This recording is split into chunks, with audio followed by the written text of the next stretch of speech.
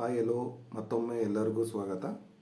ಈ ಒಂದು ತರಗತಿಯಲ್ಲಿ ಅತಿ ಪ್ರಮುಖವಾದಂತಹ ಮತ್ತೊಂದು ಐಲ್ ಟಾಪಿಕನ್ನು ತಗೊಂಡು ಬಂದಿದ್ದೇನೆ. ಈ ಒಂದು ತರಗತಿಯಲ್ಲಿ ಯಾವ ಒಂದು ಟಾಪಿಕ್ ಮೇಲೆ ನೋಡೋಣ ಅಂತಂದರೆ ಜೋಗು ತಾಣಗಳು ಅಥವಾ ಜೋಗು ಭೂಮಿಗಳು ಅಂತ ಕರಿತೀವಿ.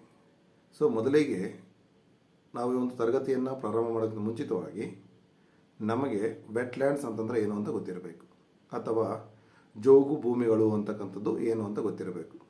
ನೋಡಿ, ಜೋಗು ಭೂಮಿಗಳು ಅಥವಾ ವೆಟ್ಲ್ಯಾಂಡ್ಸ್ ಅಂತಂದರೆ ಭೂಭಾಗ ಮತ್ತು ಜಲಭಾಗ ಎರಡು ಏನು ಕಂಬೈಂಡ್ ಆಗ್ತದಲ್ವಾ. ಈ ಒಂದು ಭಾಗವನ್ನು ನಾವು ವೆಟ್ಲ್ಯಾಂಡ್ಸ್ ಅಥವಾ ಜೋಗು ತಾಣಗಳು ಅಂತ ಕರಿಬೋದು. ಅಂತಂದರೆ ಭೂಭಾಗ ಮತ್ತು ಜಲಭಾಗ ಇವೆರಡು ಏನು ಕಾಂಬಿನೇಷನ್ ಆಗ್ತದೋ ಈ ಒಂದು ಕಾಂಬಿನೇಷನ್ ಆದಂಥ ಜಾಗದಲ್ಲಿ ನಮಗೆ ಒಂದು ರಿಚ್ನೆಸ್ ಸ್ಪೀಸೀಸ್ ಅಥವಾ ಶ್ರೀಮಂತದ ಪ್ರಭೇದಗಳು ಕಂಡು ಬರ್ತದೆ. ಈ ಶ್ರೀಮಂತದ ಪ್ರಭೇದಗಳು ಕಂಡು ಬಂದಾಗ ನಮಗೇನಾಗ್ತದೆ ಅಂದರೆ ಅಲ್ಲಿರ್ತಕ್ಕಂಥ ಒಂದು ಬಯೋಡೈವರ್ಸಿಟಿ ಅಂತಕ್ಕಂಥದ್ದು ಭಾಳಷ್ಟು ಚೆನ್ನಾಗಿರ್ತದೆ. ಅದರಿಂದಾಗಿ ಈ ಒಂದು ಜೋಗು ತಾಣಗಳು ಅಂತಕ್ಕಂಥದ್ದು ಬಹಳಷ್ಟು ಒಂದು ಪ್ರಮುಖವಾಗಿರ್ತಕ್ಕಂಥ ಒಂದು ಟಾಪಿಕ್ ಆಗಿರ್ತಕ್ಕಂಥದ್ದು. ಮತ್ತು ಈ ಒಂದು ವೆಟ್ಲ್ಯಾಂಡ್ಸ್ ಅಂತಕ್ಕಂಥದ್ದು ಮಾನವನ ನಿರ್ಮಿತ ಮಾಡ್ಬೋದು ಅಥವಾ ನೈಸರ್ಗಿಕವಾಗಿ ನಿರ್ಮಾಣ ಆಗಿರ್ಬೋದು. ಎರಡು ಕಾರಣಗಳಿಂದ ಈ ಒಂದು ಜೋಗು ಭೂಮಿ ತಾಣಗಳ ನಿರ್ಮಾಣ ಆಗಿರ್ತದೆ. ಒಂದನೇದು ಮಾನವ ನಿರ್ಮಿತ, ಇನ್ನೊಂದು ನೈಸರ್ಗಿಕವಾಗಿ ಜೋಗು ತಾಣಗಳು ಅಂತಕ್ಕಂಥದ್ದು ನಿರ್ಮಾಣ ಆಗಿರ್ತದೆ. ಈಗ ನಮಗೆ ಸ್ಪಷ್ಟವಾಗಿ ಏನಾಯಿತು, ಜೋಗು ತಾಣಗಳು ಅಂತ ಗೊತ್ತಾಯಿತು.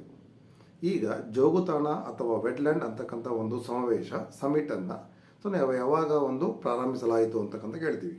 ನೋಡಿ, ಈ ಒಂದು ಜೋಗು ತಾಣಗಳಿಗೆ ಸಂಬಂಧಿಸಿದಂತೆ 1971 ಫೆಬ್ರವರಿ 2ನೇ ತಾರೀಕು ಏನು ಇರಾನ್ನ ರಾಮ್ಸಾರ್ ಎಂಬಲ್ಲಿ ಏನು ಮಾಡ್ತೀವಿ, ಕೆಲವೊಂದು ರಾಷ್ಟ್ರಗಳು ಏನು ಮಾಡುತ್ತೆ, ಅಲ್ಲಿ ಸಭೆಯನ್ನು ಸೇರ್ತವೆ.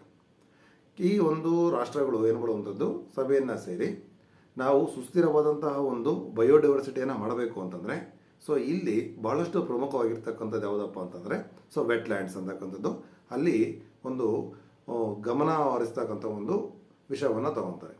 ಆಗ ಎಲ್ಲ ರಾಷ್ಟ್ರಗಳು ಇದನ್ನು ಒಪ್ಪಿಗೆಯನ್ನು ಮಾಡಿ 1971 ಫೆಬ್ರವರಿ 2ನೇ ತಾರೀಕು ಅಲ್ಲಿ ಸೇರಿರ್ತಕ್ಕಂಥ ಕೆಲವು ರಾಷ್ಟ್ರಗಳು ಏನು ಮಾಡುವಂಥದ್ದು ಸಹಿಯನ್ನು ಆಗ್ತವೆ.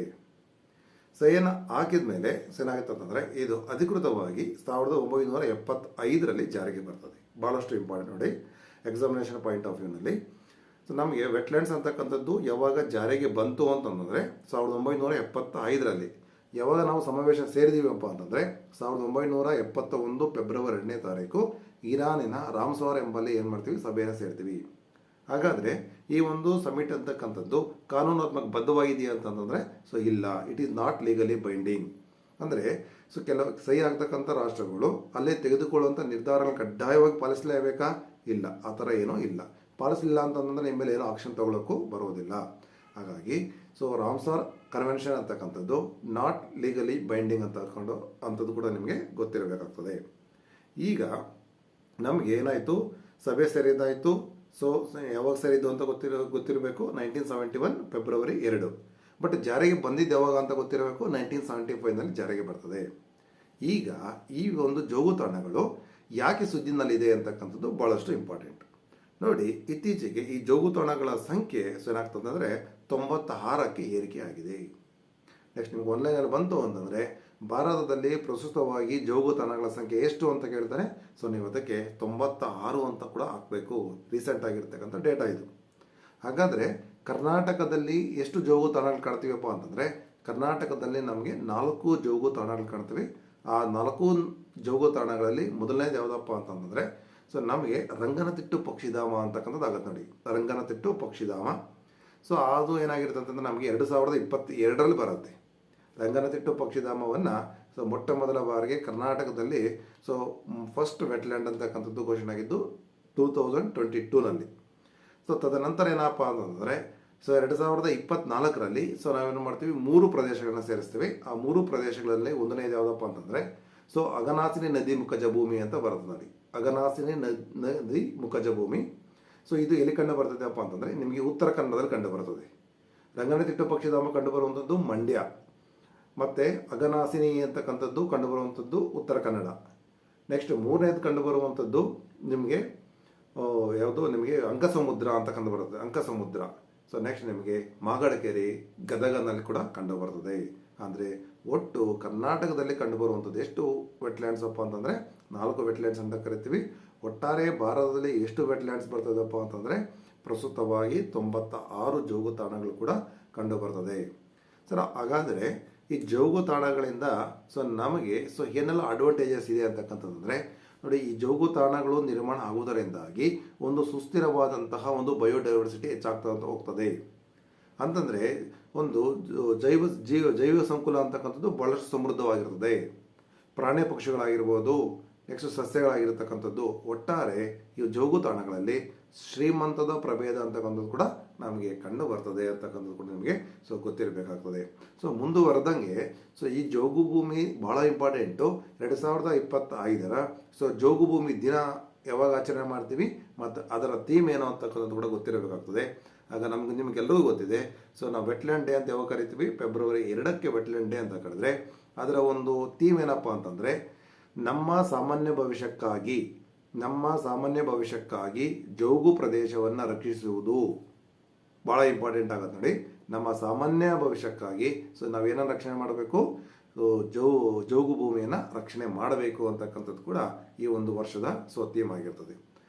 ಮುಂದುವರೆದಂಗೆ ಈ ಜೋಗು ಭೂಮಿ ತಾಣಗಳ ಸಂಖ್ಯೆ ಈಗ ಕರ್ನಾಟಕದಲ್ಲಿ, ಭಾರತದಲ್ಲಿ ಯಾವ ಒಂದು ರಾಜ್ಯದಲ್ಲಿ ಹೆಚ್ಚಾಗಿ ಕಂಡು ಬರುತ್ತೆ ಅಂತ ಕ್ವಶನ್ ಆಗ್ಬೋದು. ನಿಮ್ಗೆ ಗೊತ್ತಿರಬೇಕು, ತಮಿಳುನಾಡು ಪ್ರಸ್ತುತವಾಗಿ ಏನು ಮಾಡುವುದು 20 ಜೋಗು ತಾಣಗಳನ್ನು ಒಳಗೊಂಡ್ರೆ ನಮ್ಮ ಕರ್ನಾಟಕ ಒಳಗೊಂಡಿರುವಂಥದ್ದು 4. ಹಾಗಾದರೆ ಎರಡನೇ ಜೋಗು ತಾಣ ಯಾವುದೋ ಅಂತ ಕೇಳಬಹುದು ನಿಮಗೆ. UP ಬರಬೇಕು, ಉತ್ತರ ಪ್ರದೇಶ ಏನಾಗಿರ್ಬೇಕು ನಿಮಗೆ. UP 2ನೇ ಸ್ಥಾನದಲ್ಲಿ ಬರುತ್ತೆ. ಫಸ್ಟ್ ಪ್ಲೇಸ್ನಲ್ಲಿ ತಮಿಳುನಾಡು ಕಂಡು ಬರ್ತದೆ. ಸರ್, ಹಾಗಾದರೆ ಇಡೀ ಪ್ರಪಂಚದಲ್ಲಿ ಅತಿ ಹೆಚ್ಚು ಜೋಗು ತಾಣಗಳು ಕಂಡು ಬರತಕ್ಕಂಥದ್ದು ಎಲ್ಲಿ ಅಂತ ಕೇಳ್ತಾನೆ. ಆಗ ನಿಮಗೆ ಏನು ಮಾಡುವಂಥದ್ದು UK ಯುನೈಟೆಡ್ ಕಿಂಗ್ಡಮ್ ಅಂತಕ್ಕಂಥ ಗೊತ್ತಿರಬೇಕಾಗ್ತದೆ. UK ಯುನೈಟೆಡ್ ಕಿಂಗ್ಡಮ್ನಲ್ಲಿ 176 ಕಂಡು ಬರ್ತದೆ. ತದನಂತರ ನಿಮಗೆ ಮೆಕ್ಸಿಕೋ ಅಂತಕ್ಕಂಥ ಗೊತ್ತಿರಬೇಕಾಗ್ತದೆ. ಹೈಯೆಸ್ಟು ಕಂಡು ಬರುವಂಥದ್ದು UK. ನೆಕ್ಸ್ಟ್ ಕಂಡು ಬರುವಂಥದ್ದು ಮೆಕ್ಸಿಕೋ. UKನಲ್ಲಿ ನಿಮಗೆ 176 ಕಂಡು ಬಂದರೆ ಮೆಕ್ಸಿಕೋದಲ್ಲಿ 142 ಕಂಡು ಬರ್ತದೆ. ನಿಮಗೆ ಭಾಳಷ್ಟು ಇಂಪಾರ್ಟೆಂಟ್ ಆಗುತ್ತೆ. ಕರ್ನಾಟಕದಲ್ಲಿ 4 ಕಂಡು ಬರುತ್ತೆ. ಇಡೀ ಭಾರತದಲ್ಲಿ 96 ಕಂಡು ಬರ್ತದೆ. ಮತ್ತು ಇಡೀ ಪ್ರಪಂಚದಲ್ಲಿ ಅತಿ ಹೆಚ್ಚು ಒಳಗೊಂಡಿರ್ತಕ್ಕಂಥದ್ದು UK ಆದರೆ ಸೆಕೆಂಡ್ ಪ್ಲೇಸ್ನಲ್ಲಿ ಮೆಕ್ಸಿಕೋ ಬರ್ತದೆ. ಸರ್, ಹಾಗಾದರೆ ಜೋಗು ಭೂಮಿಯನ್ನು ರಕ್ಷಣೆ ಮಾಡಬೇಕು. ಇದರ ಒಂದು ಕೇಂದ್ರ ಕಚೇರಿ ಎಲ್ಲಿ ಕಂಡು ಬರ್ತದೆಪ್ಪ ಅಂತಂದರೆ, ಇದು ಎಕ್ಸಾಮ್ನಲ್ಲಿ ಆಗಿದೆ. ಸ್ವಿಟ್ಜರ್ಲ್ಯಾಂಡಿನ ಗ್ಲ್ಯಾಂಡ್ ರಾಮ್ಸಾರ್ನ ಜೋಗು ತಾಣಗಳ ಒಂದು ಸಂರಕ್ಷಣೆಗಾಗಿ ಒಂದು ಕೇಂದ್ರ ಕಚೇರಿ ಎಲ್ಲಿ ಕಂಡು ಬರುತ್ತೆಪ್ಪ ಅಂತಂದರೆ ಸ್ವಿಟ್ಜರ್ಲ್ಯಾಂಡ್ನ ಗ್ಲ್ಯಾಂಡಲ್ಲಿ ಕಂಡು ಬರ್ತದೆ. ನೆಕ್ಸ್ಟು ನಿಮಗೆ ಇನ್ನೊಂದು ಗೊತ್ತಿರಬೇಕು, ಏಷ್ಯಾದಲ್ಲಿ ಅತಿ ಹೆಚ್ಚು ರಾಮ್ಸಾರ್ ತಾಣಗಳು ಒಳಗೊಂಡಿರ್ತಕ್ಕಂಥ ದೇಶ ಯಾವುದು ಅಂತಂದರೆ ಭಾರತ ದೇಶ. ಏಷ್ಯಾದಲ್ಲಿ, ಇದು ಪ್ರಪಂಚದಲ್ಲೆಲ್ಲ ಏಷ್ಯಾ ಖಂಡದಲ್ಲಿ ಅತಿ ಹೆಚ್ಚು ಒಳಗೊಂಡಿರ್ತಕ್ಕಂಥದ್ದು ಜೋಗು ತಾಣಗಳು ಯಾವ ದೇಶಪ್ಪ ಅಂತಂದರೆ ಭಾರತ ದೇಶ ಅಂತಕ್ಕಂಥ ಕರಿತೀವಿ. ಹಾಗಾದರೆ ಭಾರತದಲ್ಲಿ ಮೊದಲ ಜೋಗು ತಾಣ ಅಂತಕ್ಕಂಥದ್ದು ಘೋಷಣೆ ಆಗಿದ್ದು ಯಾವಾಗ ಅಂತಂದರೆ, ಮತ್ತು ಯಾವುದು ಅಂತಂದರೆ ನಿಮಗೆ ಒಡಿಸ್ಸಾ ಅಂತ ಗೊತ್ತಿರಬೇಕಾಗ್ತದೆ. ಒಡಿಸ್ಸಾ. ತದನಂತರ ಕಿಯೋಲಾಡಿಯೋ ರಾಷ್ಟ್ರೀಯ ಉದ್ಯಾನವನ ಕಂಡು ಬರ್ತದೆ, ರಾಜಸ್ಥಾನ. ಇವೆರಡನ್ನು ಅಟ್ ಎ ಟೈಮ್ ಕೂಡ ಮಾಡ್ತೀವಿ. ಹಾಗಾಗಿ ಮೊಟ್ಟ ಮೊದಲ ಬಾರಿಗೆ ಏನು ಮಾಡುವಂಥದ್ದು ಜೋಗು ತಾಣ ಅಂತಕ್ಕಂಥ ಘೋಷಣೆ ಆಗಿದ್ದು ಒರಿಸ್ಸಾದ ಚಿಲಕಾ ಲೇಕ್ ಅಂತಕ್ಕಂಥ ಕರಿತೀವಿ. ಎರಡನೇದು ಕಿಯೋಲಾಡಿಯೋ ಉದ್ಯಾನವನ ಅಂತ ಕೂಡ ಗೊತ್ತಿರಬೇಕಾಗ್ತದೆ. ಮತ್ತು ನಿಮಗೆ ಭಾರತದ ಮೊದಲ ರಾಮ್ಸಾರ್ ತಾಣಗಳ ಒಂದು ನಗರಗಳು ಅಂತ ಯಾವ್ದು ಕರಿತೀವಪ್ಪ ಅಂತಂದರೆ ಇಂದೋರು ಮತ್ತು ಉದಯಪುರವನ್ನು ಭಾರತದ ಮೊದಲ ರಾಮ್ಸಾರ್ ತಾಣ ಜೋಗು ನಗರಗಳು ಅಂತ ಕೂಡ ಕರಿತೀವಿ. ಇಷ್ಟು ವಿಷಯಗಳು ನಿಮಗೆ ಈ ಒಂದು ಜೋಗು ಪ್ರದೇಶಗಳಿಗೆ ಸಂಬಂಧಪಟ್ಟಂಗೆ ಗೊತ್ತಿರಬೇಕಾಗುತ್ತದೆ. ಮತ್ತು ಮುಂದುವರೆದಂಗೆ ಈಗ ಜೋಗು ಪ್ರದೇಶಗಳನ್ನು ಏನು ಮಾಡುವಂಥದ್ದು ಸರಿಯಾದ ರೀತಿಯಲ್ಲಿ ನಿರ್ವಹಣೆ ಆಗಲಿಲ್ಲ ಅಂತ ತಿಳ್ಕೊಳ್ಳಿ. ಆಗ ಆ ಒಂದು ತಾಣಗಳನ್ನು ನಾವು ಯಾವ ಪಟ್ಟಿಗೆ ತಗೊಂಡು ಹೋಗ್ತೀವಿ, ಮ್ಯಾಟ್ರಿಕ್ಸ್ ರೆಕಾರ್ಡ್ ಅಂತ ಕರಿತೀವಿ. ಈ ಮ್ಯಾಟ್ರಿಕ್ಸ್ ರೆಕಾರ್ಡ್ ಆಗಿದೆ ಅಂತಂದರೆ ಆಯಾ ರಾಜ್ಯಗಳು ಆ ಒಂದು ಸ್ಥಳಗಳನ್ನು ನಿರ್ವಹಣೆ ಮಾಡುವಲ್ಲಿ ವಿಫಲವಾಗಿವೆ ಅಂತಕ್ಕಂಥದ್ದು ಕೂಡ ಗೊತ್ತಾಗ್ತದೆ. ಈಗ ಅವುಗಳನ್ನ ನಾವೇನಾದರೂ ಮ್ಯಾಟ್ರಿಕ್ಸ್ ಪಟ್ಟಿನಲ್ಲಿ ಹಾಕಿದಂದರೆ ಅದು ಆಯಾ ರಾಜ್ಯಗಳಿಗೆ ಅವಮಾನ ಹಾಕೋದು ಹೋಗ್ತಾ ಇರ್ತದೆ. ಯಾಕಂತಂದರೆ ಆಯಾ ರಾಜ್ಯಗಳು ಜೋಗು ತಾಣಗಳನ್ನು ಸಂರಕ್ಷಣೆ ಮಾಡಲು ವಿಫಲವಾಗಿದ್ದರಿಂದಾಗಿ ಅವುಗಳನ್ನು ನಾವೇನು ಮಾಡ್ತೀವಿ, ಡೇಂಜರ್ ಪಟ್ಟಿ ಅಂತ ತೊಗೊಂಡೋಗಿ ಮ್ಯಾಟ್ರಿಕ್ಸ್ ರೆಕಾರ್ಡ್ ಅಂತ ಕರಿತೀವಿ. ಕೇಳ್ತಾರೆ, ಇದನ್ನು ಮ್ಯಾಟ್ರಿಕ್ಸ್ ರೆಕಾರ್ಡ್ ಪಟ್ಟಿ ಅಂತಂದರೆ ಏನು ಅಂತಕ್ಕಂತ ಕೇಳ್ತಾನೆ. ಯಾವ ಒಂದು ರಾಜ್ಯಗಳು ಜೋಗು ಭೂಮಿಗಳನ್ನು ಸರಿಯಾದ ರೀತಿಯಲ್ಲಿ ನಿರ್ವಹಣೆ ಮಾಡದೇ ಇದ್ದಾಗ ಅಂತಹ ಜೋಗು ತಾಣಗಳನ್ನು ತಗೊಂಡೋಗಿ ನಾವು ಆ ಲಿಸ್ಟ್ನಲ್ಲಿ ಸೇರಿಸುವಂಥ ಕೆಲಸವನ್ನು ಮಾಡ್ತೀವಿ. ಇದನ್ನೇ ನಾವು ಏನಂತ ಕರಿತೀವಪ್ಪ ಅಂತಂದರೆ ಮ್ಯಾಟ್ರಿಕ್ಸ್ ರೆಕಾರ್ಡ್ ಅಂತ ಕರಿತೀವಿ. ಈಗ ಭಾರತದಲ್ಲಿ ಅತಿ ಒಂದು ದೊಡ್ಡ ಜೋಗು ತಾಣ ಯಾವುದು ಅಂತ ಕೇಳ್ತಾನೆ. ನಿಮ್ಗೆ ಗೊತ್ತಿರಬೇಕು, ಪಶ್ಚಿಮ ಬಂಗಾಳದಲ್ಲಿ ಕಂಡು ಬರ್ತದೆ. ಸೊ ಪಶ್ಚಿಮ ಬಂಗಾಳದಲ್ಲಿ ಸುಂದರ್ಬನ್ ಅಂತಕ್ಕಂಥದ್ದು ಅತಿ ದೊಡ್ಡ ಜೋಗು ತಾಣ ಆಗಿರುತ್ತೆ. ಹಾಗಾದರೆ ಭಾರತದಲ್ಲಿ ಅತಿ ಚಿಕ್ಕ ಜೋಗು ತಾಣ ಯಾವುದಪ್ಪ ಅಂತ ಕ್ವಶನ್ ಆಗ್ತದೆ. ಹಿಮಾಚಲ ಪ್ರದೇಶದ ರೇಣುಕಾ ಅಂತಕ್ಕಂಥದ್ದು. ಹಿಮಾಚಲ ಪ್ರದೇಶದ ರೇಣುಕಾ ಅಂತಕ್ಕಂಥದ್ದು. ಹೀಗಾಗಿ ಸೊ ನಿಮಗೆ ಸಂಪೂರ್ಣವಾದಂಥ ಮಾಹಿತಿ ಸೊ ಎಲ್ಲಿ ಸಿಕ್ತು ಅಂತಂದರೆ ಈ ಒಂದು ಜೋಗು ತಾಣಗಳಿಗೆ ಸಂಬಂಧಿಸಿದಂಥ ಮಾಹಿತಿ ಸಿಕ್ತು ಅಂತಕ್ಕಂಥದ್ದು ಭಾವಿಸ್ತೇನೆ. ಸೊ ಮತ್ತೊಮ್ಮೆ ಮತ್ತೊಂದು ಹೈ ಟಾಪಿಕ್ ಮತ್ತೊಮ್ಮೆ ನಾನು ನಿಮ್ಮ ಮುಂದೆ ಮತ್ತೊಂದು ಟಾಪಿಕನ್ನು ತೊಗೊಬರ್ತೀನಿ. ಸವಿಸ್ತಾರವಾಗಿ ಆ ಒಂದು ವಿಷಯ